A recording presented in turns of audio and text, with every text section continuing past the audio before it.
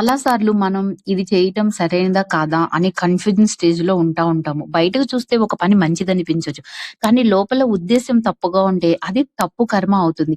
అదే విధంగా ఒక పని చిన్నదిగా అనిపించినా నిజాయితీతో చేస్తే అది శ్రేష్టమైన కర్మ అవుతుంది. సింపుల్‌గా చెప్పాలంటే ధర్మంతో, నిజాయితీతో చేసిన పని కర్మ. బాధ్యతలు తప్పించుకోవడం లేదా తప్పు ఉద్దేశ్యంతో పని చేయటం అకర్మ. ఈ ఓం శ్రీకృష్ణ పరమాత్మనే నమః. శ్రీమద్ భగవద్గీత అత చతుర్థోధ్యాయః. జ్ఞాన కర్మ సన్న్యాస యోగః. కిం కర్మ కిమకర్మేతి కవయో ప్రత్యమోహితాః. తత్తే కర్మ ప్రవక్ష్యామి యజ్ఞాత్వ మోక్షసే శుభాత్.